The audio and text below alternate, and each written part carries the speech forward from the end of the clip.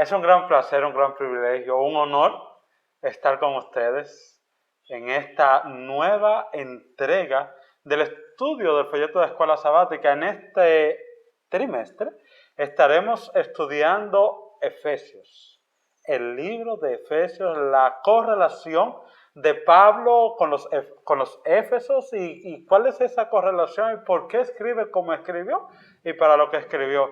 Así es que no te pierdas en ningún momento ninguna de las lecciones que durante este trimestre estaremos estudiando. Sí, te entiendo, muy posiblemente dirás, ¿qué tanto vamos a hablar de Efesios y qué tanto podríamos aprender?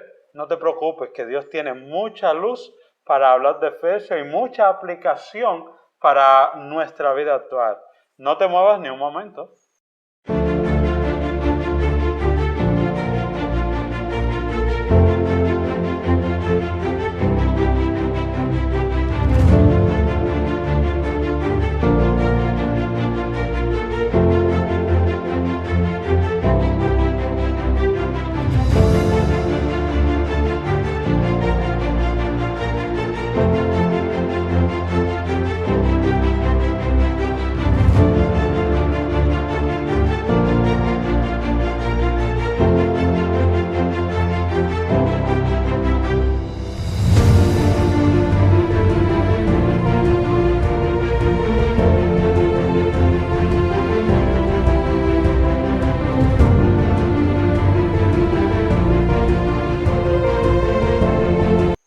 Bienvenidos, hermanos, amigos, una vez más estamos aquí en su canal Palabra de Vida en la Crisis.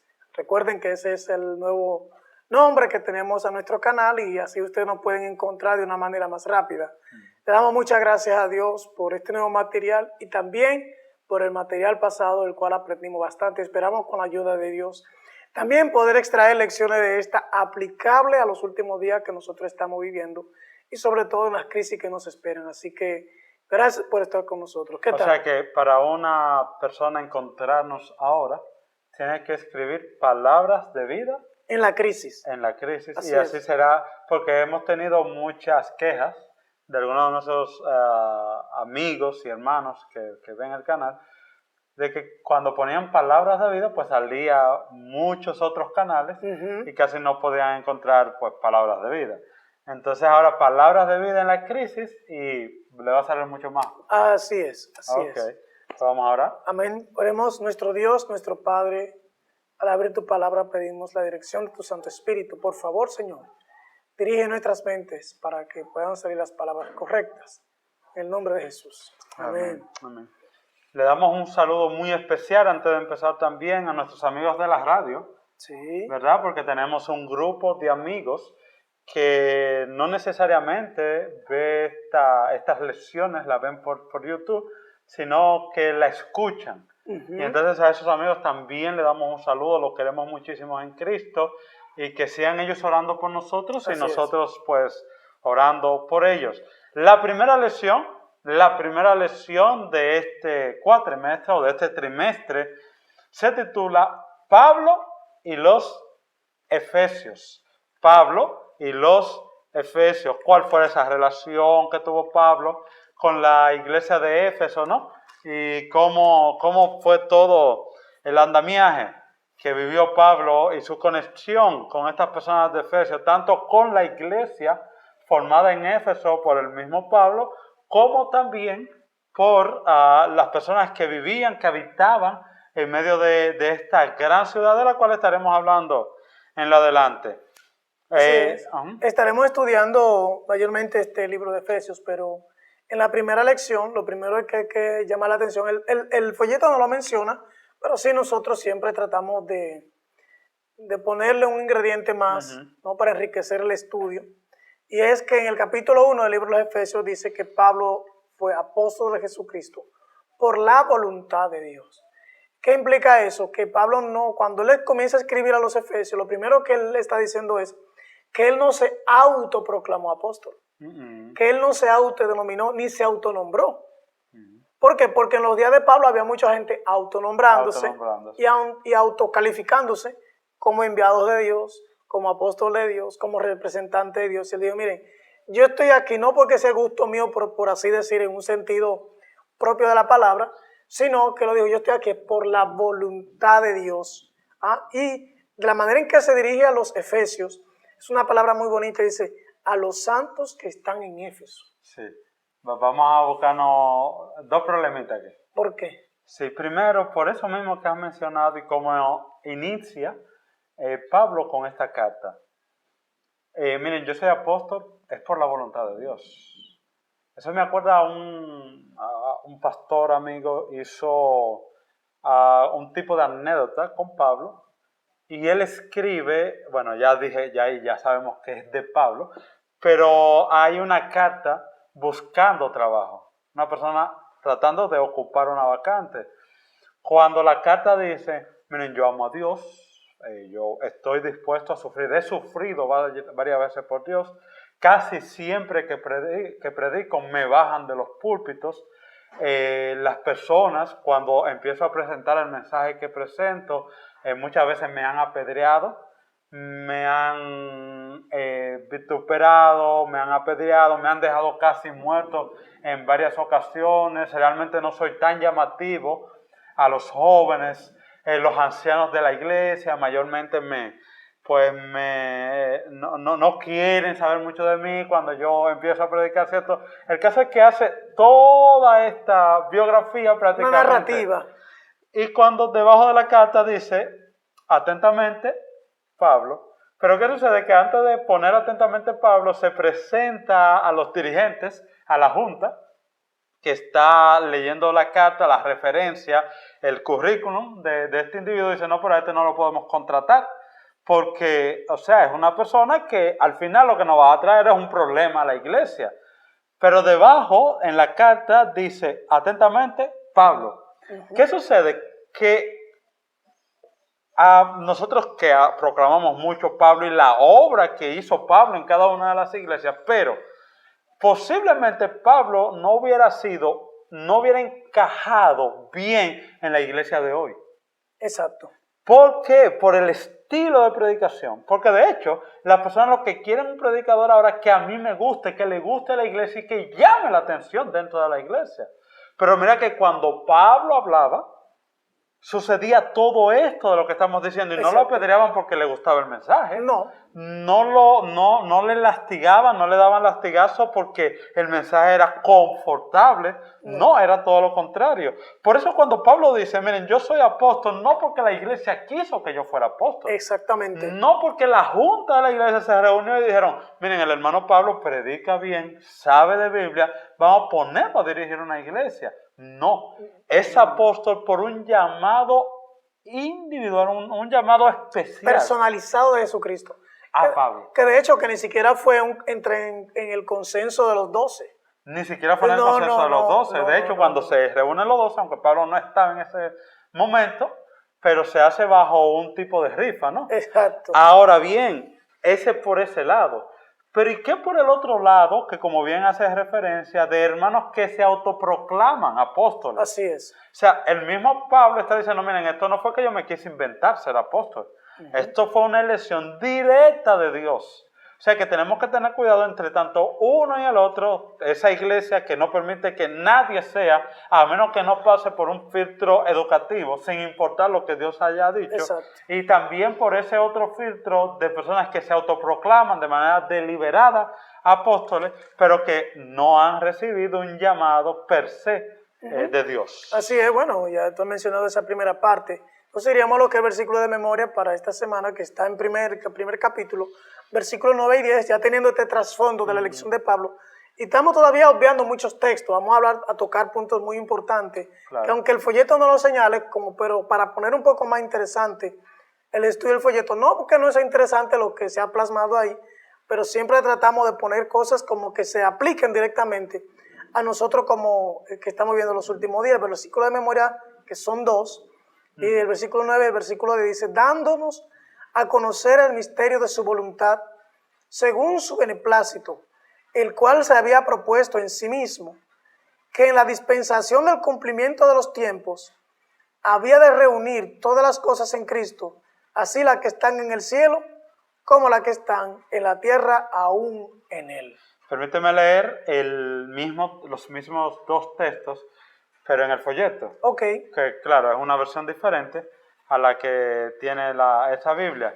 Dice, y nos dio a conocer el misterio de su voluntad, según su beneplácito, que se había propuesto en Cristo, para que, llegado el tiempo, reuniera en Él, o sea, en Cristo, bajo una sola cabeza, y este texto es impactante, todo bajo una sola cabeza se conforma en Cristo, todo lo que está en el cielo y todo lo que está en la tierra. Así es. Y es interesante esa parte, porque miren, no podemos dejar de mencionar la idea católica de que todo lo que está en el cielo y todo lo que está en la tierra está atado y desatado por un hombre llamado el Papa.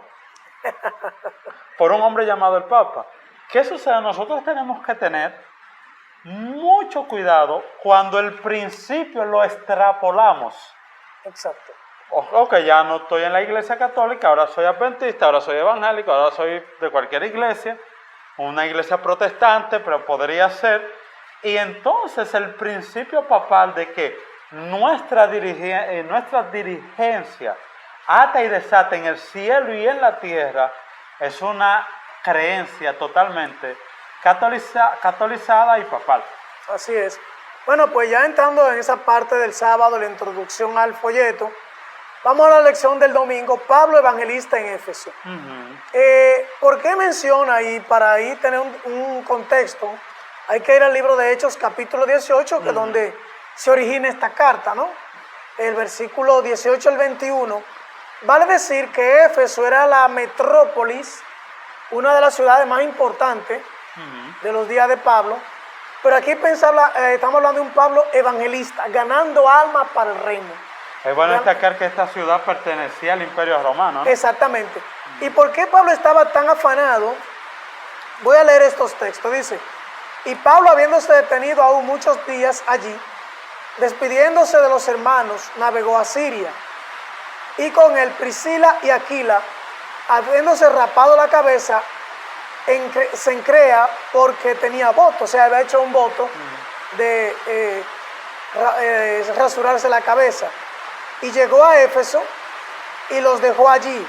Mas él, entrando en la sinagoga, disputaba con los judíos, los cuales le rogaban que se quedase con ellos por más tiempo, pero él no accedió, sino que se despidió de ellos diciendo, es necesario que en todo caso yo guarde la fiesta que viene en Jerusalén, mas otra vez volveré a vosotros, si Dios quiere, y zarpó de Éfeso.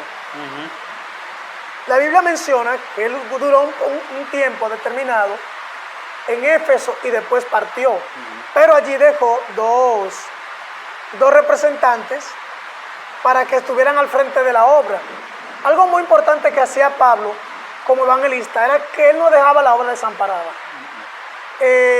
No era que dejaba un grupo y se iba y se olvidaba, sino que él sustentaba ese grupo, le daba ánimo, le asistía como pastor, lo fortalecía, lo cuidaba, en fin, iglesia establecida, iglesia respaldada, iglesia guardada. Eso dice mucho del trabajo de un fiel subpastor, como era un apóstol en el caso de Pablo. Y ser evangelista en los días de Pablo, especialmente en Éfeso, no era cosa fácil. Vamos a ver más adelante porque eso no era así. Así que no solamente en Éfeso habían griegos, sino que también habían ¿quiénes? Habían judíos. Claro. Los judíos estaban allí, dice que con ellos que disputaba, o sea, también a ellos el apóstol Pablo estaba tratando de conquistarlo para Jesucristo. O sea, algo que es muy interesante en un evangelista, y lo vemos en el apóstol Pablo aquí, que él no tenía distinción de grupo. Él sabía que el evangelio era para todos. Para todos. La diferencia entre él y otros apóstoles era que Pablo sabía moverse muy bien entre judíos y griegos. No tenía prejuicios al momento de él evangelizar o al momento de él tratar con diferentes castas o culturas. Así es. No se dejaba afectar por eso, sino que él, como tenía el don y el talento de Dios, para poder tratar con unos y con otros de manera, ¿cómo se llama? Igualitaria. De hecho, es la gran diferencia que existe entre Pablo y Pedro. El Señor tenía un propósito con Pedro especial de que el Evangelio pasase a los gentiles, de que Pedro pudiese ser ese gran apóstol de los gentiles. Exacto.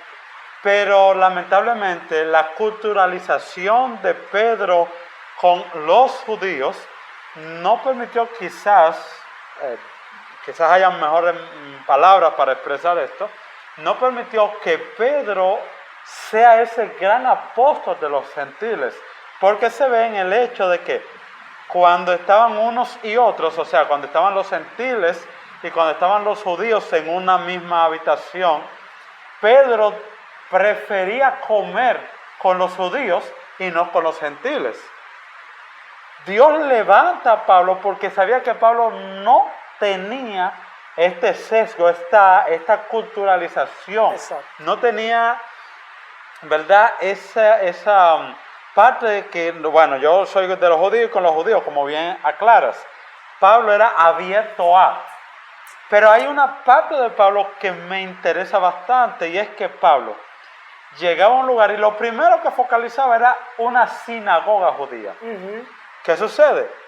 Pablo pudiese haber dicho, los judíos han sido sacados como pueblo de Dios. Ya no son más pueblo de Dios, es todo lo contrario. Están condenados porque ellos crucificaron al Mesías, ellos crucificaron al Maestro. Ya la salvación pasó de los judíos a los gentiles. Y ya yo no quiero juntarme más con los judíos. De hecho, yo no quiero pisar una sinagoga judía porque ellos están en apostasía. Pudiera haber dicho Pablo esto, pero claro, nunca salió de la boca de Pablo decir algo semejante, sino que todo lo contrario. Lo primero que Pablo focalizaba al llegar a una ciudad como Éfeso era una sinagoga judía. Y cuando, encontré una sinagoga judía, voy a la sinagoga judía y empiezo a aclarar los términos, a aclarar las profecías y todo esto. Así es. Aún en la condición en la que estaba el pueblo judío.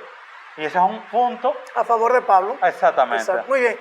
Vamos a tocar la lección del domingo unida a la del lunes, porque los versículos están en secuencia, que van desde el versículo 15 hasta el versículo 21 del capítulo 19 de Hechos. Ajá. Y aquí aparece un evento muy interesante, y es donde vamos a leer el versículo 13, dice, pero algunos de los judíos, vagabundos, exorcistas.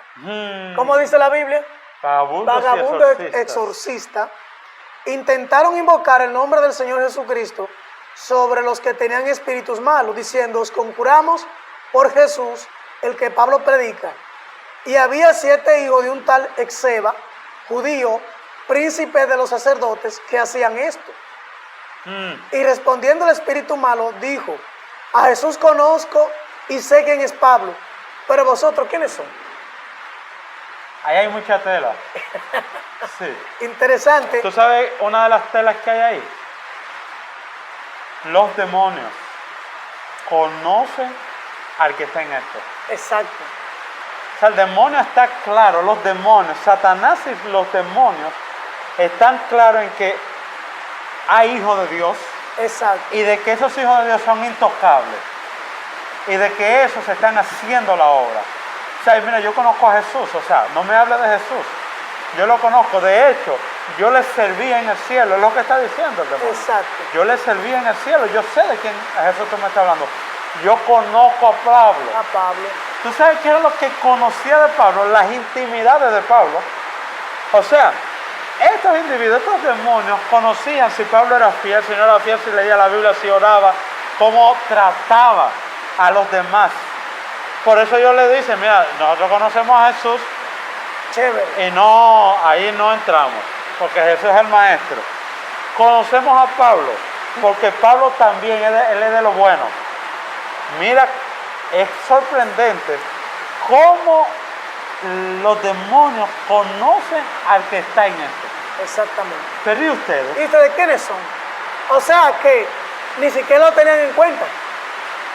Esa es una parte interesante también. Ni siquiera lo tenían en cuenta. O sea, la parte tan interesante de esto es que Satanás está enfocado y los demonios en los fieles, únicamente. Lo demás ni le interesa. Ni le... Wow. Ni le interesa. O sea, es impactante. ¿Cómo puede esto ser? Exacto. O sea, mira, yo conozco a Jesús y estoy pendiente de lo que está haciendo Jesús ahora. Y Pablo y la gente de Jesús, los fieles, somos conscientes de la obra que ellos están realizando. Pero ¿y ustedes quiénes son? Mira, eso me acuerda a que tú estás fuera del foco de Satanás cuando estás haciendo su obra o cuando estás en el mundo. Inmediatamente tú decides dar el paso, entras de manera automática al foco de Satanás que anda como león rugiente buscando a quien devorar. Exactamente. Tú entras al foco de Satanás. Pero ¿qué sucede? Que tú puedes estar, mira que ellos de manera, digámoslo, de manera como por arriba, se podría ver que ellos estaban haciendo algún tipo de obra. Porque de manera exorcista es como que estaban sacando demonios. Conjurando, sacando demonios. Pero es interesante que no era utilizando como magia negra o cosas de ese estilo, sino era como una especie de cristianismo, pero que no estaba en armonía con el Evangelio. No estaba en armonía con Porque el versículo siguiente dice, y el hombre en quien estaba el espíritu malo saltó sobre ellos y dominándolos prevaleció contra ellos de tal manera que huyeron de aquella casa desnudo y herido. Le dio una pela. Sí, y le dio una pela, o sea, es que está interesante cómo ellos, incluso usando el nombre de Jesús. Ese es el punto. El nombre de Jesús y el nombre de Pablo estaban en Éfeso. O sea, se engancharon de Pablo, se engancharon de Jesús para hacer lo que ellos querían de manera oculta. Claro. Utilizando el cristianismo de una manera falsa. Y me gusta también que, mira, es como decir ahora, mira, nosotros somos adventistas del séptimo día. Y lo que estamos haciendo, lo estamos haciendo en el nombre de Jesús. Bajo la directriz, o sea, nuestro maestro en este momento es Pablo. Nosotros estamos aprendiendo de Pablo. O sea, lo que nosotros sabemos, lo hemos aprendido de Pablo. O sea, que posiblemente en muchas ocasiones estos judíos se sentaron en la sinagoga a escuchar el mensaje de Pablo. Claro que sí, claro. Porque ellos decían, ¿y Pablo? O sea, ellos conocían a Pablo. Ellos conocían a Pablo. Y habían escuchado hablar de Jesús. Había algo que ellos no tenían porque ellos tenían la información. Pero no tenían experiencia. No tenían el contacto con el maestro. No tenían... Los demonios no lo conocían. Simple. No lo conocían. Entonces, después que pasa esto, el versículo 17 dice, y esto fue notorio a todos los que habitaban en Éfeso, así judíos como griegos, y cayó temor sobre todos ellos, y el nombre del Señor Jesús era magnificado. Amén. Así interesante. Interesantísimo. ¿No? Y dice el versículo 18, y muchos de los que habían creído venían confesando y dando cuenta de sus hechos. ¿Cómo es la forma interesante, la manera en que se entraba a la iglesia? Sí, ¿verdad? Pero hay algo que hay que resaltar aquí. Estos muchachos que eran judíos, exorcistas pero judíos, que iban a la iglesia y que hasta cierto punto se podrían catalogar como creyentes de lo que Pablo estaba diciendo, hasta cierto punto se podría catalogar como creyentes de lo que Pablo estaba diciendo, tenían un problema que lo revela el versículo 18. Dice que los demás que escucharon esto venían a la iglesia y confesaban pecados ocultos. Y dando cuenta de sus hechos. ¿Qué sucedía con estos individuos? Que ellos intentaron enfrentar al demonio, enfrentar los demonios con pecados ocultos. Con solo la teoría del evangelio, pero acariciando el pecado. Así es. Pero cuando nosotros deberíamos tomar en cuenta lo que está sucediendo aquí. ¿Cuántos de nosotros podríamos agarrar un púlpito, predicar, agarrar un micrófono, cantar, testificar, vocear a los cuatro vientos, yo soy cristiano? Ellos dijeron que eran cristianos. Sí. y estoy bajo la doctrina de la que predica Pablo. O sea, están bajo la verdadera doctrina. Pero un pecado oculto me puede llevar... Limita. Total. Limita el poder del Espíritu Santo en la vida. No que el Espíritu Santo no quiera usarte, pero cuando hay pecado en la vida, el Espíritu Santo no puede congeniar con eso. Y lo primero que tenemos que hacer es lo del verso 18. Exacto. Ir y confesar nuestros hechos. Dice, dando cuenta de sus hechos. O sea, que no solamente, o sea, como ellos vivían una vida de ese modo, que la gente sabía que estaban desviados, pues así mismo lo hicieron cuando entraron a la iglesia. Confesaban y decían, no, mire, nosotros sí hacíamos esto y hacíamos aquello, lo otro. No era simplemente que llegaban a la iglesia, hablaban solo con el pastor, se bautizaban y ya, y continuaban y entraban. No. Toda la congregación de santos, recuerden, que leímos al principio, ellos daban cuenta de cómo era su vida públicamente. Por eso, cuando leemos en Apocalipsis, el capítulo 3, a la iglesia de Éfeso, la iglesia del primer amor, es que dice que antes de entrar gente a la iglesia, primero que los probaba. Los probaban. A ver si eran verdaderos apóstoles. O sea, no era que te quieras bautizar y ya te bautizamos. No, tenía que dar testimonio de que realmente quería pertenecer legítimamente al movimiento. Exacto. Por lo tanto, cuando la iglesia cambió eso, entonces comenzaron a entrar una serie de situaciones a la iglesia, la cual nos tiene hoy más mundanos que cristianos. Exactamente. Y es interesante notarlo, muchas personas dicen, ven acá, pero es que, bueno, se pidió el bautismo, pero no es que lo piden muchas veces, también es que lo obligamos a bautizarse. Y hay una teoría que dice, ven como tú estés, es cierto, pero cuando tú llegas a la iglesia, hay que dar pasos. Confesar todos tus pecados y decir, Señor, hasta aquí llegué haciendo tal cosa. Simple. Ok, tú eres drogadito, ven al Señor, claro. Pero cuando tú llegas al Señor, el Señor no te sigue dejando drogadito. El Señor te quita de manera definitiva todo esto y entonces te santifica en su nombre. Así, entonces versículo 19 dice, asimismo, muchos de los que habían practicado la magia trajeron sus libros y los quemaron delante de todos, y contando el precio de ellos, se halló ser 50,000 piezas de plata. O sea, era un gran dinero, porque cada pieza de plata equivalía a un día de trabajo. Sí. Pero lo que me encanta es el resultado de todo eso. Lo que me encanta es el resultado de todo eso, que es la clave. Versículo 20. Para el crecimiento de la iglesia hoy. Mira que estamos distorsionados. Queremos que la iglesia crezca, bajemos las normas, permitamos que todo el mundo haga lo que desee, que la gente entre y haga como quiera. Y haga lo que bien le parezca. Y entonces, es la idea de muchos líderes, la iglesia va a crecer. Cuando quitemos los límites. Cuando quitemos los límites, cuando todo el mundo haga lo que quiera hacer. Invitamos artistas que no son de nuestra iglesia. Artistas mundanos, literales, con canciones cristianas, pero mundanos. Merengue, reggaetón. Todo. Vamos a darle libertad a toda esta gente y usted verá cómo la iglesia va a crecer. Y cruzamos fronteras que hasta ahora la teníamos como iglesia, de poder llegar a otros grupos. Pero interesante, entonces, que el mensaje bíblico es distinto. Total. Tú quieres que la iglesia crezca. Simple, sométete al Señor. Y claro, someterse al Señor muchas veces no es lo que queremos, pero es lo que da resultados. Por eso en muchas iglesias, hermanos, que de algún modo a veces no son bien vistos, porque son como los que establecen el límite en muchas iglesias para que muchas cosas no se den de índole seculares, ¿no? Y muchas veces queremos como que esos hermanos desaparezcan para poder hacer entonces sí lo que nosotros queremos. Y es todo lo contrario, la misericordia de Dios todavía está en esa iglesia por ese tipo de hermanos. Por ese tipo de hermanos. Entonces, simple. Dice el versículo 19, que esto, ¿qué es lo que hacían con sus libros de magia? Traía. Mira, 50. O sea, imagínate que una persona de esa tuviera 10,000 piezas de plata. En 2 o 3 libros son 10,000 días de trabajo. Exactamente. ¿Tú te imaginas eso?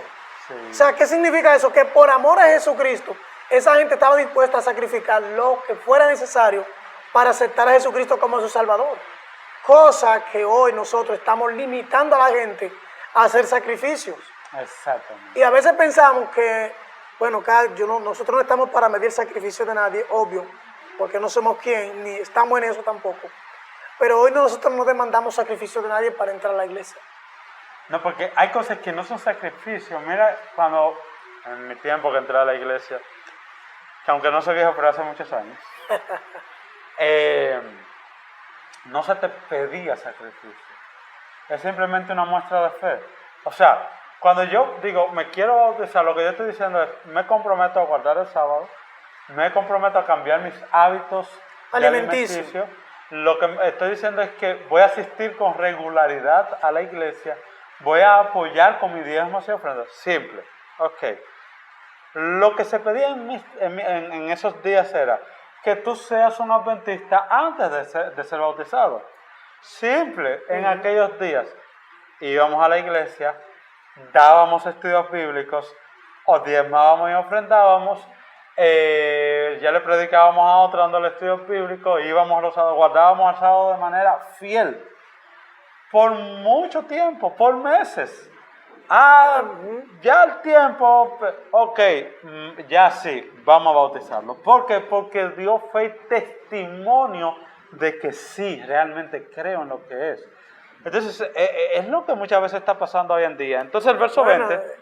Pues nosotros estamos solamente en esa lección y todavía falta más. Vamos para allá, vamos para allá. El verso 20 dice, así crecía poderosamente la palabra del Señor y prevalecía. Simple.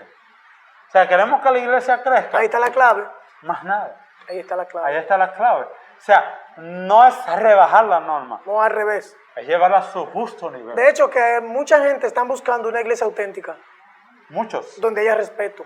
Sí, muchos. Donde haya límites. Claro. Donde haya un evangelio diferente. Claro. No igual a todo el mundo. Simple. Eso es lo que se anda buscando. Escuchar, la lección del martes, escuchar la carta a los Efesios. La idea de esta carta, cuando el apóstol Pablo la envía, es que la lean en los hogares, no en la congregación. Sí, porque había disculpa ahora aquí que te corte, había un sistema de iglesia de hogar. Eso era. Desarrollalo. O sea, la cuestión era que las iglesias, en los días que Pablo comenzó a evangelizar, no eran templos. Las iglesias eran las casas. Iglesias de hogares. Wow, yo digo, Señor, ¿y cómo era eso? Porque nosotros estamos acostumbrados, nacimos, los que han nacido en la iglesia y los que entramos jóvenes, nos hemos acostumbrado al sistema congregacional de ir los sábados a la iglesia. Pero con el apóstol Pablo, cuando dice la iglesia en Éfeso, era los hermanos que estaban en las casas, en tu casa, en la mía, en la de aquel, en la del otro, era que funcionaban como células. Sí, como células las iglesias. Sí. Bueno, lo que pasa es que tú sabes que Pablo... Interesante. Es lo que hoy llamaríamos los grupos pequeños. Sí. Discúlpeme que vamos a decir esto, porque las lecciones se ponen interesantes. Mira, sucede que Pablo es lo que podríamos llamar ahora mismo un disidente. Porque Pablo tenía un problema, y es que él iba a las sinagogas, ¿ok? Él iba a las sinagogas judías. Pero al final, las iglesias cristianas que él apoyaba se alimentaban de esas sinagogas. Eran judíos que ya no eran aceptados en la iglesia porque ahora creían en Jesús. Exacto. Y estos judíos ahora ya no tenían un templo porque el templo que tenían era la sinagoga judía que estaba en Éfeso. Exacto. Pero a esa sinagoga judía ya no pueden entrar los griegos no podían porque entrar. No estaban circuncidados. No estaban circuncidados. Y para entrar había que circuncidarse. Y Pablo respetó que si ellos no querían circuncidarse, que no. Porque Pablo ahora está predicando una religión que no importa que tú seas circuncidado o no, para tú pertenecer a. Sin embargo, los judíos no te permitían entrar. No, señor. Ok, estamos claros. Pablo empieza a fundar una nueva iglesia, no en él, sino en Jesús. En Jesucristo. Se empieza a levantar la iglesia de Jesús. Iglesia esta que fue alimentada principalmente de los judíos, de las sinagogas judías. Hay que decirlo, que entonces esa iglesia de Jesús, aparte de ser alimentado con los gentiles, que no eran parte de la sinagoga judía, también su primera fuente de alimentación, o sea, su primera parte de hermanos, venía de las sinagogas judías. Así es, impresionante. Por ello digo que nosotros tenemos un compromiso, que a estos materiales como a ponerle un poquito más de ingredientes, porque por ejemplo eso no lo tenemos aquí en la lección del martes, cuando escuchar la carta de Efesios, cuando habla de los hogares, eran de esas iglesias que funcionaban, iglesias de hogar, de familia, porque no podían asistir al templo. Sí. Entonces, por eso el apóstol Pablo entendía que la salvación no está determinada por tú asistir o no asistir a un templo. Y él hacía énfasis que el asunto es Jesucristo, ¿no? Muy bien, entonces, Efesios... Hay una cronología ahí del libro de Efesios, los saludos, bueno, pero ya eso los hermanos lo ven en la parte de su folleto. Entonces pasamos a la parte del miércoles. Efesios en su tiempo. Efesios en su tiempo. Lo mismo que decía, alrededor de 250,000 miembros, o sea, habitantes. Personas. Tenía Éfeso. Además de que era una ciudad, ¿cómo se llama? Politeísta. Tenían a Artemisa y tenían a otra, ¿cómo se llama? A otra diosa. Ellos adoraban a dos diosas. De manera específica, ¿no? Y aunque el folleto no lo menciona de manera determinada, cuando Pablo comienza a predicar, aunque no lo menciona de manera directa porque la Biblia condensa muchas cosas, es obvio que Pablo le predicaba de la ley de Dios sobre el no adorar imágenes, ni adorar ídolos. Sí. Ahora, yo entiendo que con los efesios había un propósito muy específico. Como era una ciudad de donde venía mucha gente del mundo a comerciar y donde venía mucha gente a hacer negocios y convergía todos en esta metrópoli, la idea de establecer el evangelio allí es que imagínate, si venía alguien de Etiopía, ¿qué tal si no ganábamos ese etíope? ¿Para dónde mandábamos el evangelio? Para Etiopía. ¿Y qué tal si venía uno de Macedonia? ¿Para dónde mandábamos ese? Si venía otro de otra parte de Asia, ¿qué hacíamos? Si venía de España, ¿qué hacíamos? O sea, en fin, la idea de establecer el evangelio en una capital, ese es el objetivo. Que como va mucha gente del mundo, poder alcanzar a más personas a través de este punto estratégico, ¿no? De llegar a todo el mundo. De hecho, con el adventismo se dio lo mismo. ¿Por qué el adventismo nace en Estados Unidos? Porque Estados Unidos lo conoce ¿qué? Todo el mundo. ¿Y a dónde va qué? Todos los inmigrantes. Todos los inmigrantes del mundo, ¿a dónde van? A Estados Unidos. ¿Y qué tal que nosotros vamos a decir? De hecho, aunque han salido muchos misioneros a diferentes partes del mundo, pero otras personas de otras culturas han conocido el evangelio, haciendo turismo, por así decir, dentro de Estados Unidos. Y como Estados Unidos es una potencia que lo conoce todo el mundo, todo lo que está dentro de ellos también es notorio. Así es. Y por eso Dios quiso de algún modo que la iglesia adventista naciera en Estados Unidos, ¿no? Para que desde allí se proyectara ¿hacia dónde? Hacia todo el mundo. Por eso los Efesios en su tiempo es mayormente. Y hay un pensamiento que sí me gustaría sí. ¿Verdad? Dice en Efesios, Pablo ofrece pocos detalles sobre la situación de su audiencia en Éfeso. El alcance de su atención es amplio, aborda un gran lapso, comenzando con las decisiones de Dios tomadas antes de la creación del mundo y reflexiona ampliamente sobre los grandes temas de la salvación de Dios ofrecida en Cristo. ¿Por qué esto? Porque como eran un pueblo politeísta, con Artemisa como Diana, era la otra diosa. Diana y Artemisa eran las diosas que se adoraban en Éfeso. Y Pablo toca que el evangelio, que la salvación viene de Jesucristo y no de esos ídolos los cuales ellos estaban acostumbrados a adorar, ¿no? Y realmente tuvo su efecto.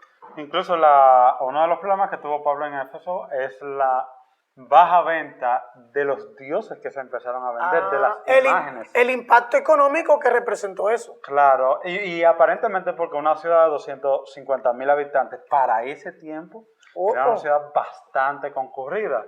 Claro. Y tomar en cuenta el hecho de que los dioses empezaron a dejarse de vender, se ve que la trascendencia de la predicación de Pablo fue bastante impactante.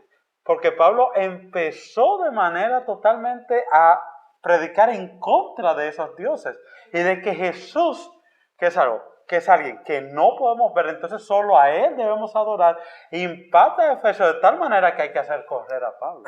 Claro, y eso es no sé si notas que hay un hilo entre los que predican el verdadero evangelio y el que no lo predica. Por ejemplo, los muchachos que estaban haciendo exorcismo, ¿cómo se llama? No, lo que ellos presentaban como evangelio no impactaba a la sociedad en su aspecto de estilo de vida. Pero lo que lo presentaba el apóstol Pablo sí, de algún modo tiene un impacto en el estilo de vida de los que viven allí, afecta su economía, afecta su sociedad, porque ya no iban a estar concurriendo a los mismos lugares que antes iban con sus amigos. Ahora se retiran, ahora la iglesia es en su casa, ahora la adoración es en su casa. Ya no hay que comprar ni asistir a esas fiestas, ni ese tipo de cosas que se hacían. O sea, hay un impacto social en la vida de que recibía a Cristo en ese tiempo, que es algo que nosotros debemos reflexionar en nuestro tiempo. El evangelio que nosotros estamos predicando a la gente, ¿en qué impacta? Es por eso que nosotros no estamos siendo perseguidos. Porque el evangelio que nosotros predicamos no impacta ni a la economía, ni siquiera ya estamos llamando la atención por el estilo de vida que se vive. Y el evangelio de Jesucristo impacta. Tiene que ser. Impacta porque este evangelio como lo conocemos impacta de manera directa todo. Sistema de salud, sistema de educación, sistema económico, todo. Así es. Entonces es demasiado. Muy bien. ¿Jueves? La parte del jueves, Efesios, una carta colmada de Cristo. Ay, me encanta esto. Porque muchas personas ven esto como sin problema. Me doy a entender. Cuando dice colmado de Jesús, es que Jesús estaba... La palabra Jesús y la referencia a Él está en toda la carta de Efesios, ¿verdad? Sí. Hacen una referencia de esto para que en nuestros días y en nuestro tiempo nosotros veamos a Jesús. Incluso ellos lo dicen, muchas personas lo dicen, ¿no? Es que debemos enfocarnos en Jesús, debemos ser Jesús. Y es cierto, pero lo que quiero que la gente tome en detalle es lo siguiente. Jesús era un problema en Efesios. No se podía mencionar Jesús en los tiempos de Pablo y mucho menos en Éfeso. Jesús era en sus días como predicar de verdad presente hoy día. Era como decirle a la gente hoy, dejen lo que a ustedes les gusta por el evangelio. Porque Jesús, cuando tú llegabas a una sinagoga judía, inmediatamente hacía la mención del nombre de Jesús. Era causa de persecución. Sí. Ok. Cuando tú mencionabas a Jesús y la doctrina de Jesús en el pueblo de Efeso, tú eras causa de que te apedreen. Claro. ¿Me da a entender? Quizás está puesto aquí en el folleto una carta colmada de Jesús por el hecho de que aparece el nombre mucho de Jesucristo. De que aparece mucho el nombre de Jesús y que nosotros, nuestra predicación, que debe ser cristocéntrica, pero lo que quiero quitar de la cabeza de mucha gente es que muchos llaman a una predicación cristocéntrica alejada de la verdad y de los principios y de las doctrinas divinas. Exacto. Cuando una predicación totalmente cristocéntrica, y Jesús lo dijo, no he venido a traer paz, miren, he venido a traer guerra. O sea, el Jesús que está ahora en el lugar santísimo y que está denunciando